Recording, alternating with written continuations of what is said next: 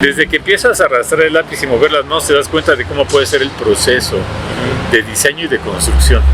Creo que a veces el hecho de ver imágenes nosotros, como arquitectos o arquitectas, nos contaminamos. O sea, creo que yo soy un admirador de la construcción y de la belleza arquitectónica realmente, ¿no? Hemos hecho entre proyectos y obras cerca de 250.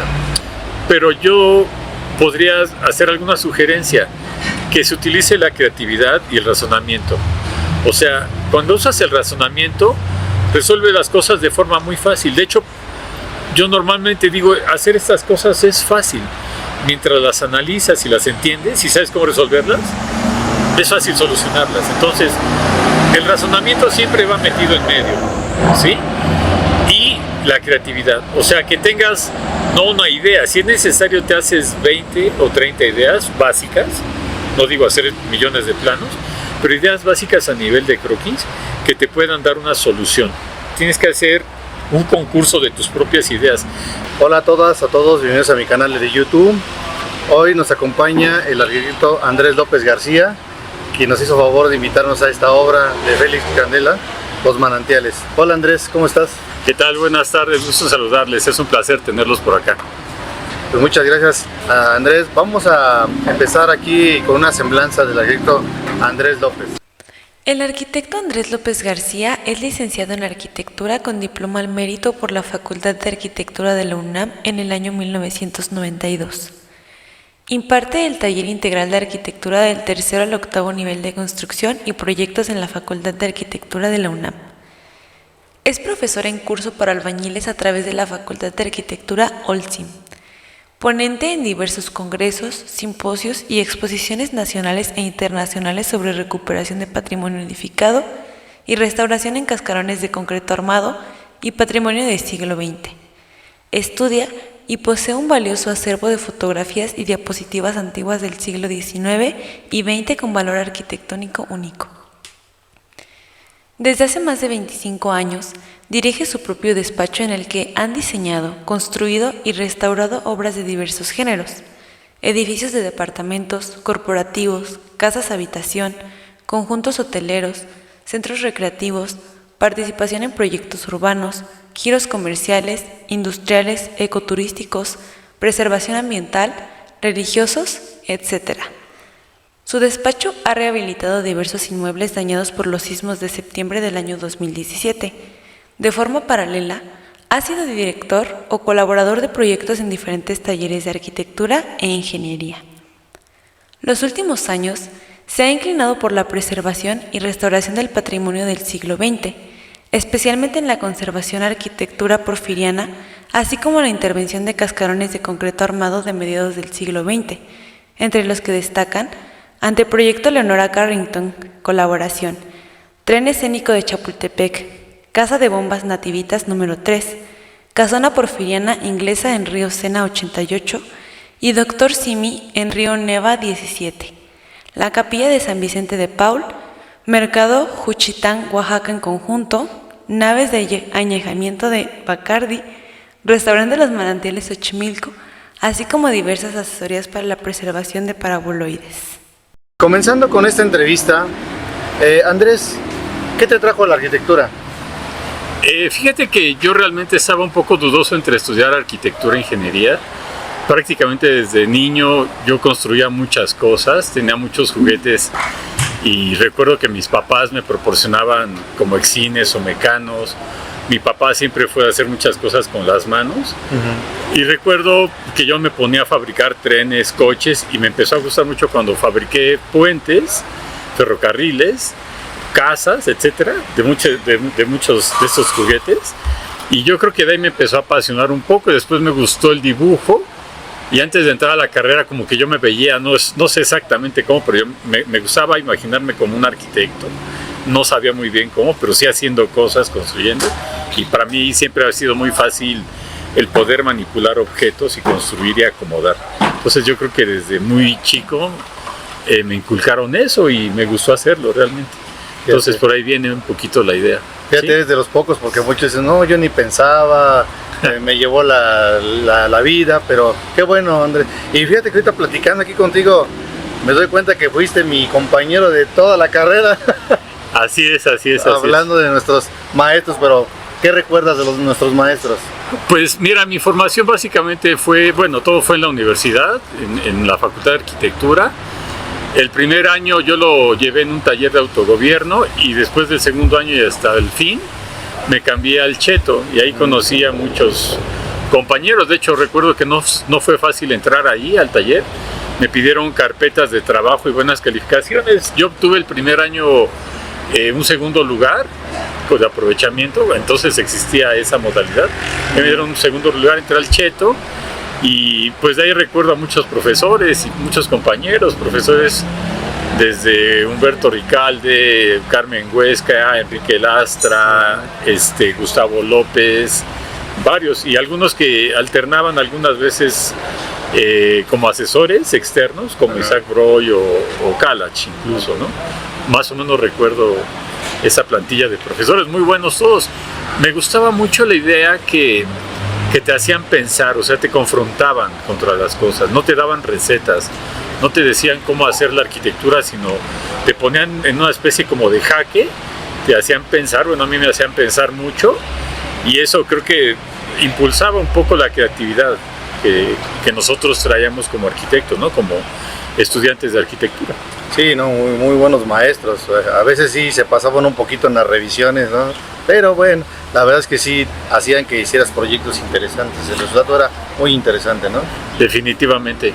Y yo creo también que el tamaño de los proyectos ayudaba bastante. O sea, no te daban pequeños proyectos, sino normalmente eran proyectos bastante grandes y complejos. Creo que también ayudaba mucho desarrollar a mano. Ajá. Y hacer croquis y hacer todo este trabajo a mano, porque desde ahí te dabas cuenta cómo era.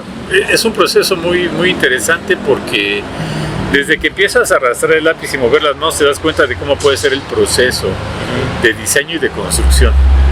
Entonces, los medios digitales creo que son una parte interesante, pero siempre se tienen que ver como una herramienta nada más. Porque creo que hacer las cosas a mano, así sea un croquis, creo que te mete al concepto y te mete a cómo puedes empezar a construir las cosas, ¿no? Sí, y todos nuestros maestros hacían sus croquis, nos revisaban con eso y era muy padre, ¿no? La verdad. También. Bueno, y recuerdo que te platicaban de algunas analogías, te decían, oye, mira, tú quieres hacer este proyecto, investiga a tal autor o a tal arquitecto o a tal arquitectura de tal tiempo, investiga un poco su proceso, de cómo fue su proceso de diseño, o sea, que no vieras solamente el resultado en una imagen plasmada, sino que trataras de investigar cómo llegaran esos resultados. O sea, creo que a veces el hecho de ver imágenes nosotros, como arquitectos o arquitectas, nos contaminamos, nos enamoramos de esas imágenes y dejamos de producir realmente. O sea, el proceso creativo creo que va más allá de lo que es la estimulación de una imagen. Entonces, esa parte me gustó mucho de estos asesores, quienes mencioné hace rato, y que te confrontaban con la realidad, ¿no? Realmente eso es lo que me ayudó bastante.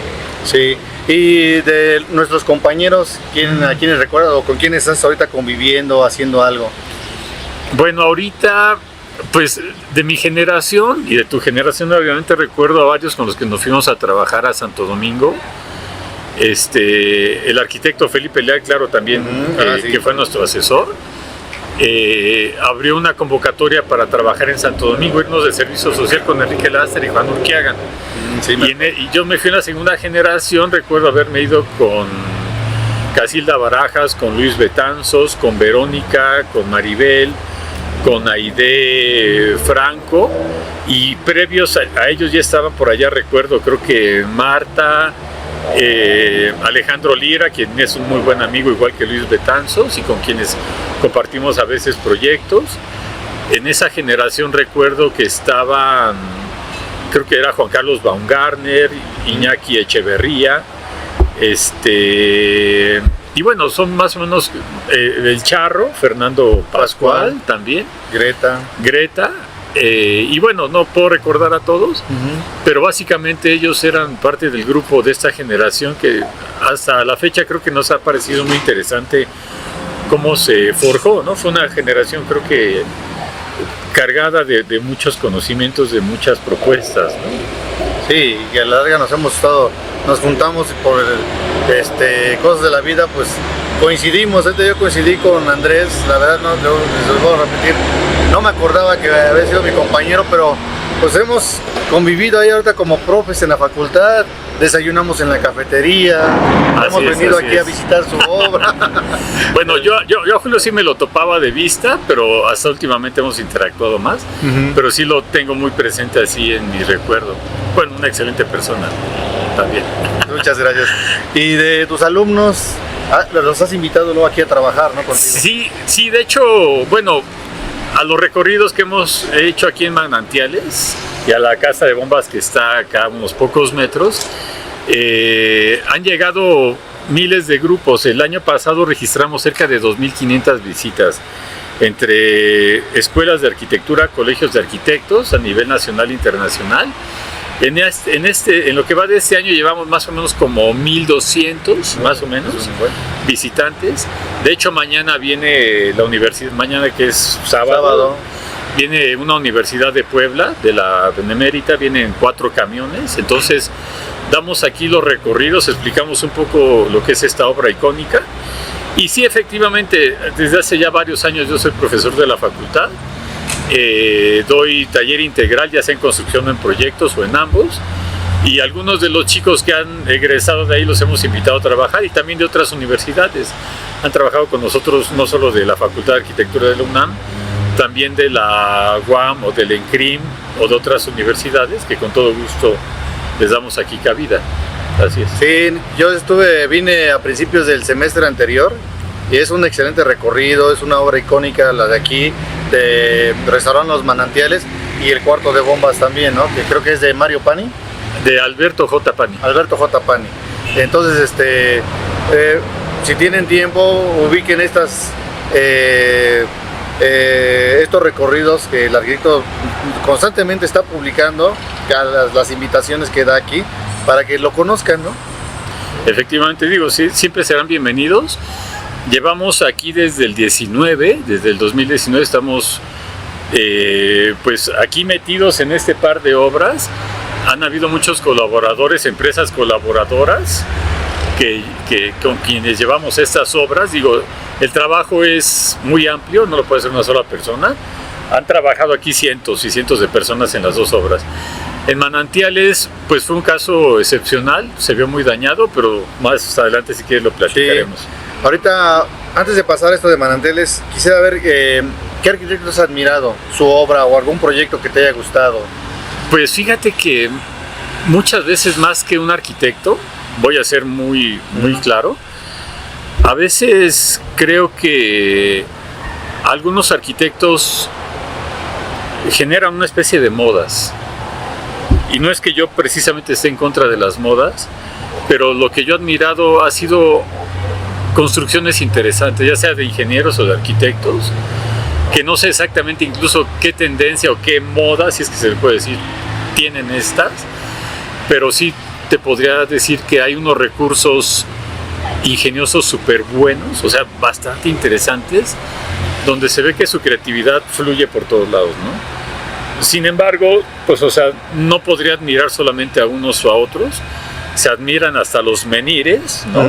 O arquitectura prehistórica, prehispánica. Hay soluciones extraordinarias en metodologías, en diseño, en formas de construir. O sea, creo que yo soy un admirador de la construcción y de la belleza arquitectónica realmente, ¿no? Sin querer ser muy ácidos, digamos. Algunos arquitectos han tomado como moda una tendencia y todos lo resuelven igual. Y en este caso yo he tratado de hacer una labor por interpretar otra forma de hacer arquitectura. O sea, todas las obras que yo hago son diferentes. Normalmente escuchamos cuál es la problemática, el cliente, su necesidad, o los clientes o los usuarios, como quisiéramos decirle de mejor manera, y les damos esa arquitectura. Si unos quieren, diré cualquier barbaridad, si unos quieren piedra, se las hace con piedra, ¿no? Si unos quieren algo prefabricado, se les hace prefabricado. Si alguien quiere otro tipo de obra como esto, también se les hace, ¿no?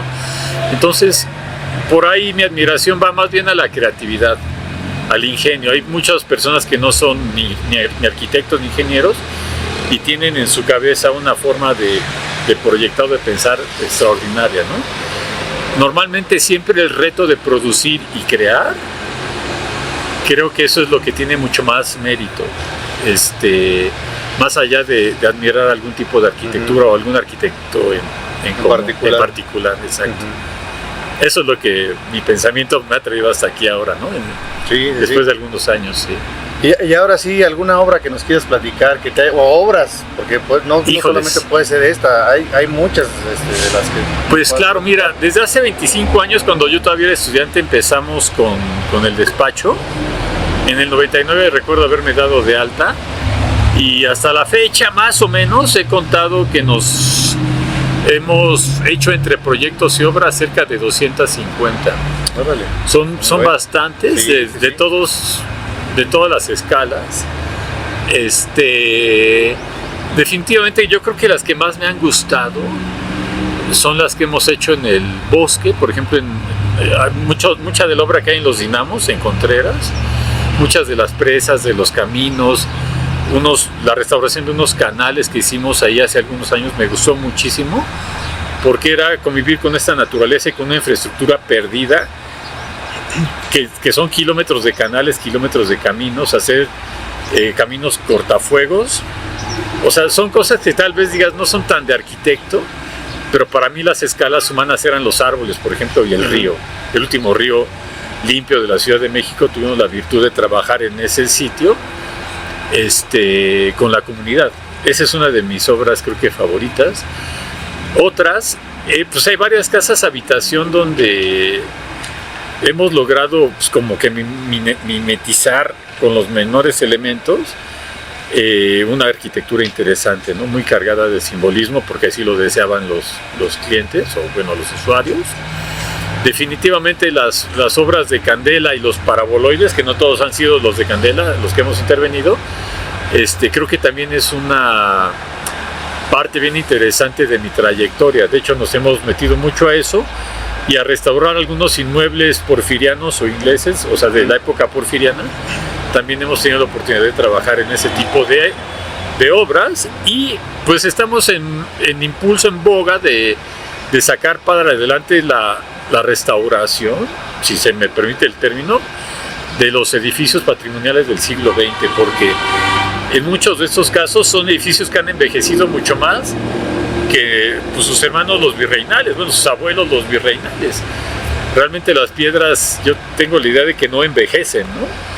El concreto y el acero envejecen. O sea, el concreto se te viene abajo por una falta de mantenimiento muchas veces. Puedes encontrar carbonizaciones, colapsos, desprendimientos. Y ese es el caso, por ejemplo, de Manantiales. Se hizo viejo muy rápido, ¿no? A pesar de que trataban de darle un buen mantenimiento, digo, la inclemencia y el tipo de suelo provocó que esto se hiciera viejo muy rápido. Entonces, impulsamos mucho estos proyectos del siglo XX para jalarlos, rescatarlos, más que el XIX, que hay muchos especialistas de excelente talla que hacen ese tipo de labores, ese tipo de trabajos, ese tipo de intervenciones extraordinarias. Y creo que el siglo XX se está haciendo viejo. Por eso creo que es importante impulsar esto. Hemos dado muchas conferencias, pláticas, hemos escrito algunos artículos también para rescatar el patrimonio del 20. Entonces, redundando un poco en tu pregunta, que cuáles son mis favoritas, son las que te expliqué un poco antes, y definitivamente la recuperación del patrimonio del siglo XX. Como normalmente, pues esta es nuestra época que nos toca vivir, nos tocó atacar ese tipo de edificios. Yo me siento afortunado de estar cumpliendo con esta tarea que de alguna forma llega a la vida, nos va brillando. Que fíjate que es curioso, contaré un poco una anécdota de cuando desde que yo era niño también, mis hermanas iban a un colegio de monjas. El nombre realmente son las Hijas de la Caridad de San Vicente. Ellas estudiaron muchos años ahí en un colegio de las Hijas de San Vicente. Y por conocerlas a ellas es que yo conocí una obra de Candela que está en Coyoacán. que es realmente donde está el asilo, el Hogar San Vicente y la Casa Provincial, que dentro de ella se encuentra la Capilla de San Vicente, que es una obra de Candela también del 57. Y yo les empecé a vender algunos proyectos a las hermanas desde hace muchos años y me tocó llegar a esa capilla. Entonces se dio el momento en que después de muchos años me dijeron, oye, pues también la capilla hay que intervenirla, tiene problemas muy severos de humedad y se siente un calor espantoso, los vitrales están rotos, pues hay que darle una mano. Yo, encantado de la vida, fue la primera obra de Candela que tomé. La capilla de San Vicente de Paul fue el primer edificio. De hecho, eso se hizo hace como 9 o 10 años más o menos que lo intervenimos. Entonces logré meterla, o sea, ya en cintura pudimos desmantelar todo. Desmantelamos vitral por vitral, desnudamos los cascarones por arriba y por abajo, como podrán ver aquí también lo estamos haciendo. Desnudando los cascarones por arriba y por abajo, inyectamos grietas. Le dimos un mantenimiento mucho mayor allá de lo que puede ser un mantenimiento. O sea, me refiero a que le hicimos un trabajito espléndido, restauramos vitrales y le echamos para adelante. El calor se le quitó porque estaban tapados arriba unas ventilas por donde podía cruzar el viento y eso lo refrescaba. Entonces, después de años le pusieron capas de impermeabilizante, lo taparon todo, los vitrales estaban despedazados. Bueno, en fin, fue un trabajo interesante. Y ahí es donde empezamos con las obras de Candela. Fue la primera obra de Candela que hicimos, los primeros paraboloides. En ese año me acerqué al doctor Dino del Cueto, por cierto también profesor nuestro, excelente. Sí, Dino del Cueto. Retomamos contactos con él, lo invitamos a ver la capilla de San Vicente y desde ahí pues esto creció bastante. De hecho, a él le debo muchas cosas, hemos trabajado de alguna forma como en conjunto, traemos la premisa de Candela, yo en la izquierda y en la derecha, y hemos complementado muchas cosas. Lo admiro mucho a Dino, y bueno, pues estamos aquí con eso. Ahí empezó la historia de la intervención de edificios patrimoniales del siglo XX, con esa capilla de Candela, que esos vitrales, por cierto, de Kitzia Hoffman, eran interesantísimos. Tiene una historia muy buena, porque ella entró a un concurso con un anonimato, no se permitían hombres, no se permitían mujeres, perdón, que pudieran intervenir estos vitrales, que los realizaran. Entonces ella entró con un anonimato y lo ganó. Y de hecho está su firma ahí en la capilla de San Vicente. Ella también es la autora de los vitrales del Altillo, de Coyoacán.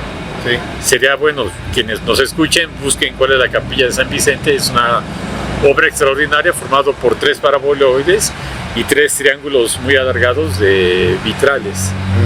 Y quedó la capillita y sigue hasta la fecha funcionando. Así es. Sí, no, pues Dino es ahora sí que muy estudioso de Candela, ¿no?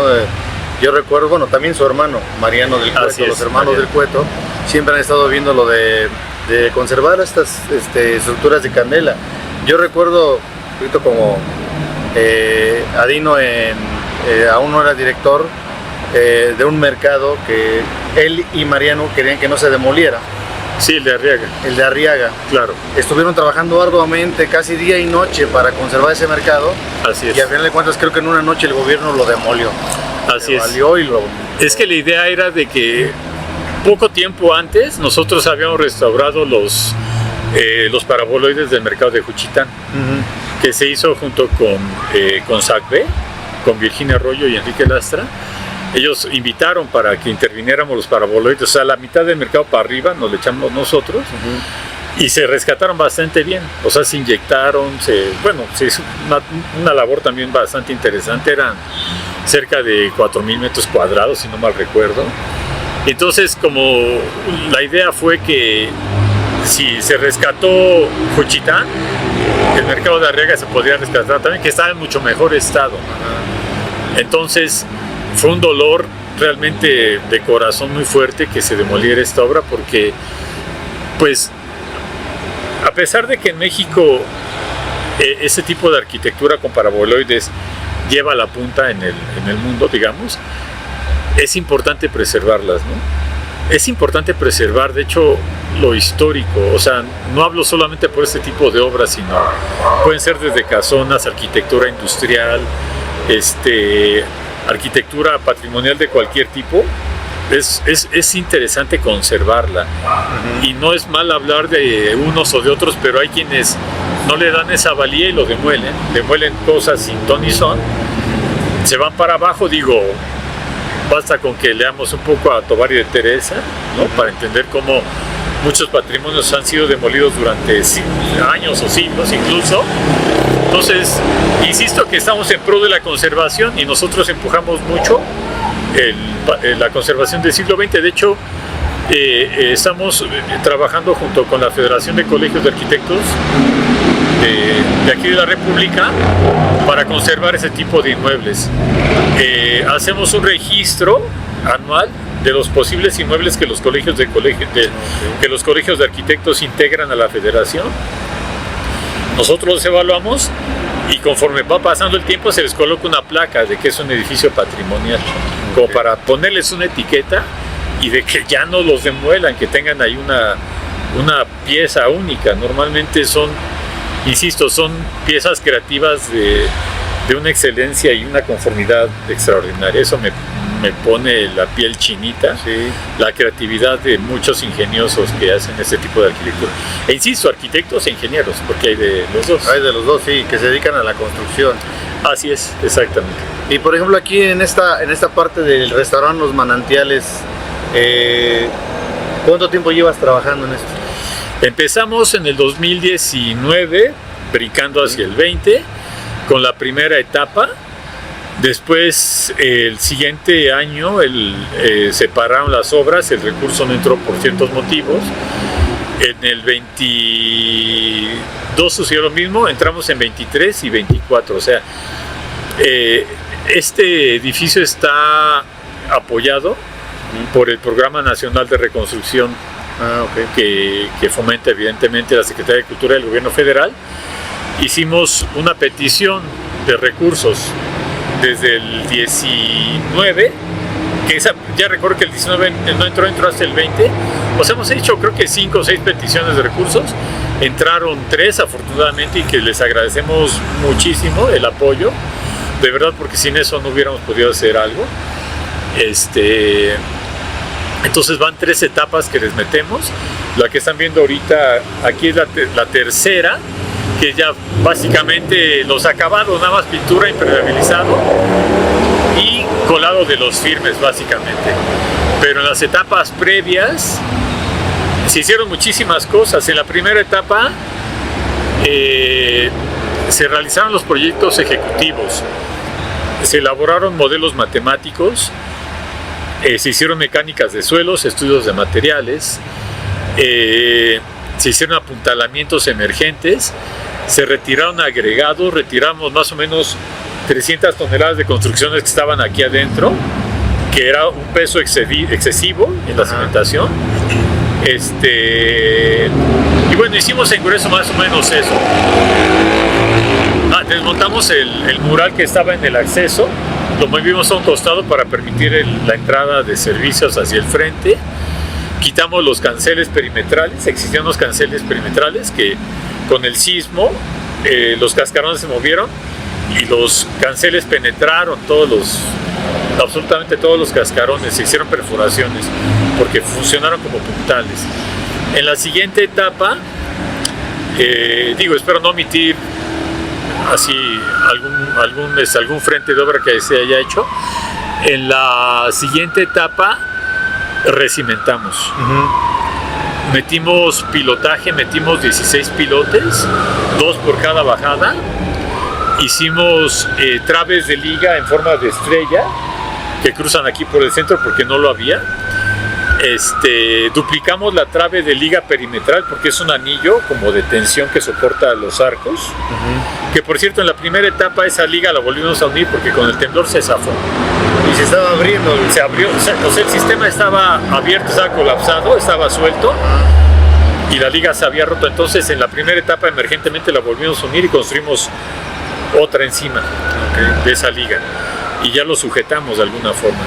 En la segunda etapa también regresamos la geometría de aquel cascarón, de aquel gajo, porque se venció, se vino hacia abajo, se hundió uno de los cimientos y se trajo al gajo y se flambeó, digamos, se sumió de alguna forma, que perdió toda su geometría, y hace escasos 4 o 5 meses lo demolimos, conservamos el acero, lo regresamos, lo cimbramos y lo volvimos a colar para que conservara su geometría. Fue una labor interesante, o sea, volver a fabricar las duelas y todo esto es una... La cimbra, ¿no? ¿De cuánto era? La cimbrita de 5 centímetros, y conservamos los espesores de 6 centímetros en los concretos. ¿Es el mínimo o había el mínimo que hemos encontrado es de 5,5, 6 más o menos, es lo más delgado que hemos encontrado, pero también hay peraltes muy gruesos dentro de estos arcos.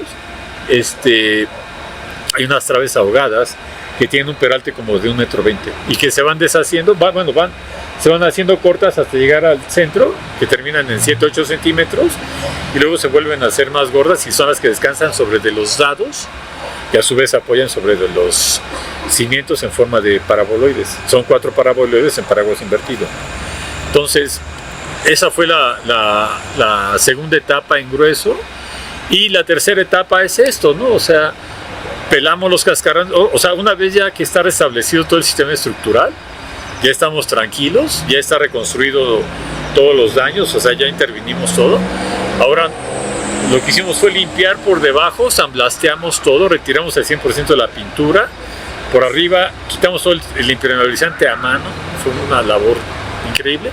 Inyectamos como 1,2 kilómetros de grietas, más o menos, de grietitas, grietotas, inyectamos un montón de grietas. Yo recuerdo que en Juchitán, haciendo un paréntesis, en el mercado de Juchitán inyectamos como 3 kilómetros de grietas. Y aquí nos echamos 1 kilómetro, 1,2 kilómetros, algo así más o menos, ¿no? De grietas. Por arriba y por abajo. Y ya estamos en la etapa final ahorita para impermeabilizar, ya casi acabamos de impermeabilizar el 100%. Y si ven ustedes, aquí ya hay una primera mano de sellador. Ya estamos a punto de iniciar la pintura de abajo, que ya es peccata minuta, y justamente ayer colamos como el 30% de los firmes. Al centro hay un círculo que emana un poco la pista de baile que tenía Manantiales. O sea, cuando hicimos las excavaciones y las caras, encontramos una pista circular y la replicamos aquí arriba del mismo tamaño. Y hicimos un diseño de piso con cemento, con concreto, pues básico, a donde nos dio el recurso, pero la idea es de que pueda ser un espacio que se pueda utilizar nuevamente para que el público pueda estar aquí. O sea, creemos que es un espacio público de mucho interés. A nivel nacional e internacional es un lugar bastante bien ubicado. La gente de Xochimilco sabe lo que representa este sitio. Aquí ha habido una cantidad de eventos sociales y políticos, culturales, o sea, sí, inconmensurables, pues, ¿no? Muchas danzoneras y matanceras han venido a tocar aquí, eventos como de la Flor Más Bella, insisto, eventos políticos, o sea, es un lugar reconocido. Cuando tomamos el restaurante todavía existían los domingos de danzón. Venía gente a bailar danzón aquí, así todo dañado, medio colapsado el restaurante y todo hundido, así venía la gente todavía a bailar danzón los domingos. Entonces nos tocó, si no mal recuerdo, creo que a fines del 19 se hizo la última cena aquí en Manantiales, la última comida, y se entregó el inmueble para que pudiera ser restaurado. Entonces, más o menos así es la historia de Manantiales. Nos faltan todavía bastantes trabajos aquí. Nos faltan las rejas, restaurar el mural, varios pavimentos exteriores, iluminación, captación pluvial, arquitectura de paisaje. O sea, hay varios frentes todavía que nos hace falta atacar, pero lo fundamental, que es rescatar la cubierta, pues está logrado y estamos contentos. Sí. Ya estamos a unos cuantos días de terminar esto. Ya nada más es aventarle pintura básicamente y estamos terminando. Sí, no, y está padrísimo porque, bueno, cuando vine con los alumnas, sí, estaban en la etapa de cimentación del pilotaje y de armar las cadenas del lado al anillo, a cada uno de los Así es. de las bajadas. Exactamente. Sí, Sí, estas fueron unas traves que corren de vértice a vértice. Colinas de Buen nos ayudó a hacer los cálculos y los modelos matemáticos para esto. Son unas traves con cierto peralte, pero están aligeradas con casetones de unicel. Ya. Entonces, en dado momento, sí llegar a ver un movimiento dentro de manantiales, que aunque esté piloteado es complicado, si llegara a ver algún desnivel, se pueden lastrar las traves, quitas el unicel y metes lastre y lo podrías nivelar. Aún así, también el pilotaje está diseñado de forma bien interesante, que si se llega a hundir el suelo y el pilote se mantiene afuera, una parte de 3 metros está diseñado como columna, para que también puedan funcionar como columnas en dado caso. O sea, tenemos un excedente de acero y de armado, bueno, de acero, en las puntas de los pilotes para que puedan funcionar como columnas en dado caso, que pueden pasar algunos años y el suelo puede empezar a bajar. Ok. No, pues un trabajo muy impresionante, yo te felicito, la verdad es que Gracias. para todo eso tienes que pues leer a Candela, conocer a Candela para pensar como Candela, ¿no? Y hacer su obra, porque sí, ¿no? Un poco, sí, y fíjate que me ha ayudado mucho más estar en obra, porque Candela hacía planos, digamos, de alguna forma básicos, un par de planos, te construía esto, ¿no? Te ponía un dibujito de un armado tipo y lo duplicabas y ya quedaba. Pero lo que me ha dado muchísima experiencia es estar en obra y encontrar, no sé si llamarlos errores, porque bueno, se han mantenido, pero conforme la nueva normatividad de los reglamentos y de las normas complementarias, yo encuentro que hay muchas cosas que si se hubieran hecho con las normas de ahora, podría mantenerse mucho mejor los edificios. Sí, Entonces, por ejemplo, las calidades de los concretos, pues realmente es un trabajo extraordinario artesanal que tiene una gran valía. Pero mira, aquí en Manantiales extrajimos corazones y tenemos resistencias desde 150 hasta 300. O sea, no hay un control de calidad. Los aceros de los años 50, pues no había tampoco un control de calidad. Entonces, hay aceros sumamente carbonizados. Bueno, acero muy duro o acero muy elástico. Entonces, lo que se trabajó fue como con la media de todo, ¿no? Pero lo que me ha dado mucho es entrar a ver la obra de Candela, desnudarla, examinarla, analizarla, escanearla y ver cómo está trabajando, porque realmente, de hecho, muchos de los planos no coinciden al 100% con lo que está construido. Hay muchas improvisaciones. En la cadena de liga perimetral, por ejemplo, en el plano te marca que había 5 varillas de pulgada, como una liga. Cuando desnudamos las otras traves, hay unas que sí tienen 5, pero hay unas que tienen como 8 de pedacitos de varillas. Hay otros que tienen estribos, otros no tienen estribos. Hay empalmes que no están amarrados, hay espesores que varían. O sea, hay muchos vicios, digámosle, como ocultos, que eran normales en su época, ¿no? E insisto, y se mantiene la arquitectura a pesar de ello, ¿no? Entonces, encontrar esas pequeñas cosas a mí me ha parecido fascinante, porque más que leer un plano, un dibujo, un croquis o una anécdota o echarnos la historia del edificio, porque hay que documentarte históricamente, más que eso, estar en contacto con lo que es la obra, tocarla, verla, quitarla tú personalmente. O sea, bueno, yo personalmente le pego, le pico, le abro, le pongo acá, me subo, yo mismo mido, o sea, yo soy de hacer mucho las cosas, o sea, como te decía desde niño, a mí me encantaba hacer las cosas. Yo estoy metido en la obra, si yo llego aquí a la obra me puedo poner a hacer cualquier cosa y lo disfruto mucho.